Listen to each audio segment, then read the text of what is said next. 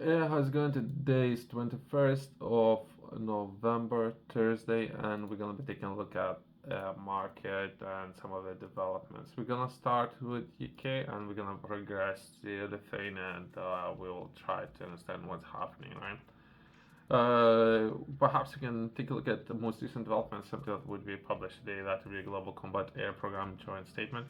Italian Defense Minister, let's keep names, and Japan potentially, including UK, have program is something that we were taking a look at previously. That is the next generation fighter uh, developments. Potentially, if we were to take a look at what companies most likely would be doing or developing the prototype, we have shared some feedback when it comes to piloted or unpiloted, but perhaps there's a reason behind it. But anyway, Italian defense minister and Japan's defense minister, UK's defense minister statements welcome recent programs made on the GCAP, which was outlined by Prime Minister of three countries who met the mergence on the G20 summit Brazil on 19th of November.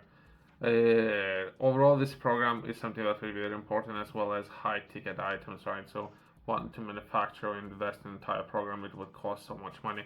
So, perhaps there might be some opportunities of engagement with other governments who might be interested in purchasing some of that equipment. Let's progress.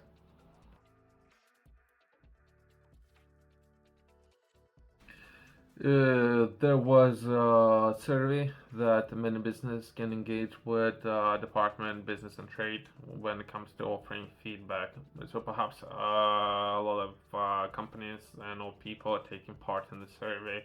And prior to most likely, who knows all the details, right? It's something that would just been published today. But the government teams up with Great Manchester to support SMEs to export new scheme launch Greater Manchester to get more small businesses exporting, right?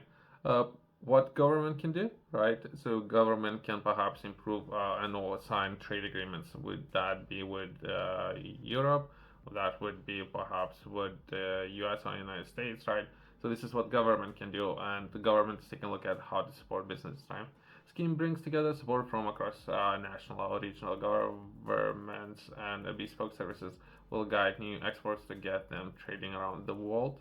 Government aims to get more SMEs exporting, but since there's a lot of difficulties, most likely the biggest difficulty that many businesses might have that would be financing, right? And or purchasing a lot of stock, investing, and finances, as well as a lot of risk can be when it comes to exporting. If anything, that would be legal, insurance, all those kind of things, right? And there's a support available as well as there's a feedback form for people who haven't completed feedback form, and if you are currently struggling, perhaps that would be a way to go when it comes to engaging with Department for Business and Trade, who should should be interested in helping, but it's not always the case, right? So it's good that's been part of the press release. Let's forget.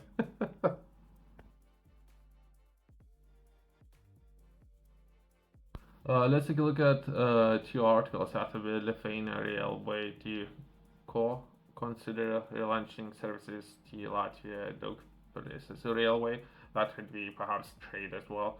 Train services between Vilnius and Daugavpils may resume next spring following the competition of railway repairs in Latvia. According to Lithuania state-owned railway company LTG, we were taking a look at previously, they are investing a lot in many links, including uh, improving entire rail infrastructure connectivity with Europe, right? LTG link the company passenger arm. Oh, okay, so not necessarily cargo, right? Passenger. Said on Thursday it had carried out a test run lasting about 2.5 hours. It seems that's a lot, I guess, but how fast is the train? 100, 230, perhaps kilometers an hour. The services will allow the residents of Lithuania town of Visaginas to make more frequent visits to Latvia Daugavpils. The possibility of bringing back the services is being discussed with the Visaginas authorities. great. Hopefully, we can see more of these opportunities as well as trade, right? Not necessarily just passenger.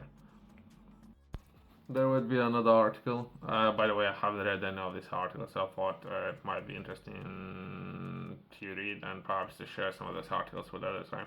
Lithuania and Taiwanese eyes join opportunities to develop drone tech or technology, right? That would be establishing a center in which they would focus on drones, since we were taking a look at United Kingdom where they take a look at big fighters. Perhaps Lithuania would be considering smaller economic drones, right? Compared to, I don't know, some of those rockets, right? How expensive it could be to shoot one of the rocket, a million.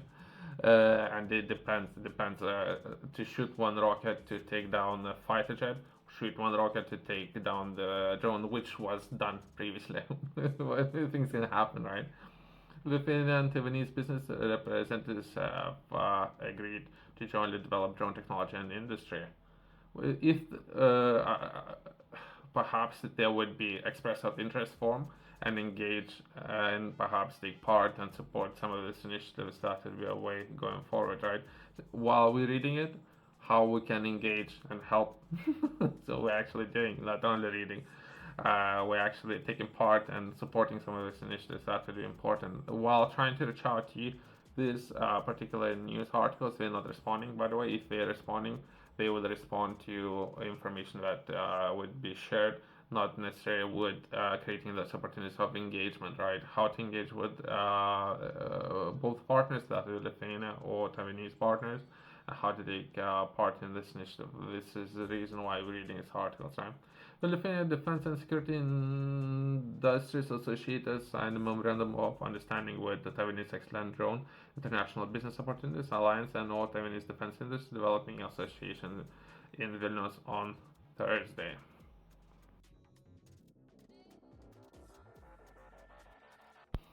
The agreement reached Lithuania Taiwanese Drone Industry Business Forum in Vilnius call for creating a cooperation platform, which would be very interesting to find out way to engage with the developers of this platform, right?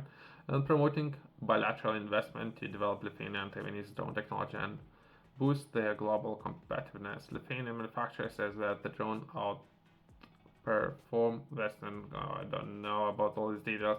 It's a very depend on speed, on what characteristics, right? It could be on price, on speed, on the durability, on what characteristics are outperforming. But anyway, because they have been tested in real combat conditions, making them attractive to Taipei, which faces an assertive Chinese in its neighborhood. Okay. So perhaps I don't want to get too political. I'm reading all this information for the first time. If anything, just takeaways, right? So that would be how to engage and take part and support some of these initiatives. If that's the reason why they're sharing this information, that would be great. If they're sharing just to share it, and there's already a partner there, and they're looking to receive finance from taxpayers' money, that's a different. This is an impression that I'm getting.